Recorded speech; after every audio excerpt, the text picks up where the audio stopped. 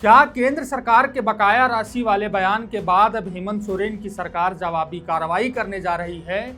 और क्या राज्य सरकार झारखंड में कोयला की खदानें बंद कर देंगी?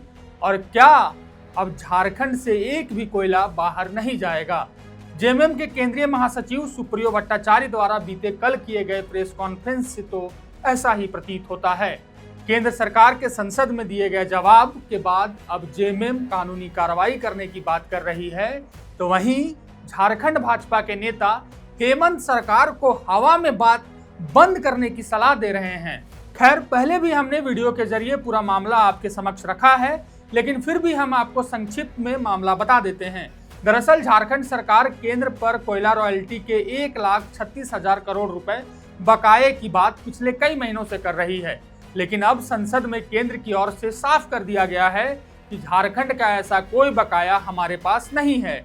इस बयान के बाद झारखंड की सत्ता पर काबिज इंडिया गठबंधन की ओर से केंद्र सरकार को चेतावनी देते हुए कहा गया कि केंद्र नाटक करना बंद करे, नहीं तो राजमहल से लेकर राजधनवार तक एक ढेला कोयला बाहर नहीं जाएगा। झारखंड मुक्ति मोर्चा के महासचिव सुप्रियो भट्टाचार्य ने कहा, कोयला भी हमारा है और जमीन भी हमारी है, हम लोग अब छोड़ने वाले नहीं हैं। सुप्रियो ने चेतावनी वाले लहजे में आगे कहा, भाजपा नेताओं को समझ लेना चाहिए ये पैसा झारखंड के लोगों का है। क्या भाजपा के सभी सांसद अभी गूंगे और बहरे हो गए हैं? वहीं कॉल इंडिया पर भी उन्होंने तीखी प्रतिक्रिया देते हुए कहा, अधिकारी सुन ले, ये आपका पैसा नहीं है, पहले बकाया देंगे तभी खदानों पर फावड़ा चलेगा।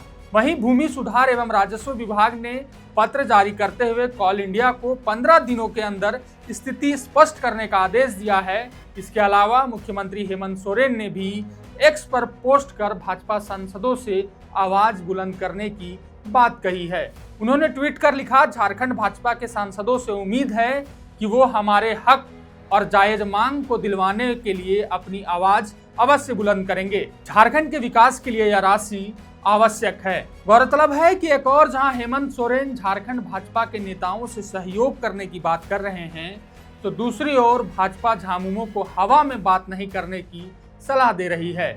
झारखंड भाजपा के प्रवक्ता प्रतुल साहदेव ने कहा, जेएमएम हवा में बातें करना बंद करे, सर्वप्रथम बकाया राशि का वर्षवार ब्यौरा उन्हें जारी करना चाहिए। यह बताना चाहिए कि जिस समय शिबू सोरेन कोयला मंत्री थे, उस समय अगर कोयला की रॉयल्टी का कोई बकाया बचा था तो उन्होंने कितना पैसा झारखंड को दिलवाया।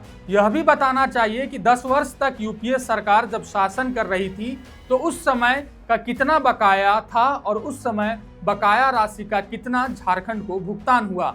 भाजपा झारखंडियों के हित के लिए उचित कदम उठाने को तैयार है। जो भी बकाया राशि सामने आएगी उसके भुगतान करने के लिए सकारात्मक कदम उठाए जाएंगे। इसके अलावा बाबूलाल मरांडी ने भी सरकार को पूरा ब्यौरा देने की बात कही है।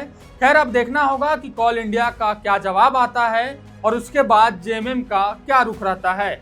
बाकी आपकी इस मसले पर क्या राय है, हमें जरूर बताएं। धन्यवाद।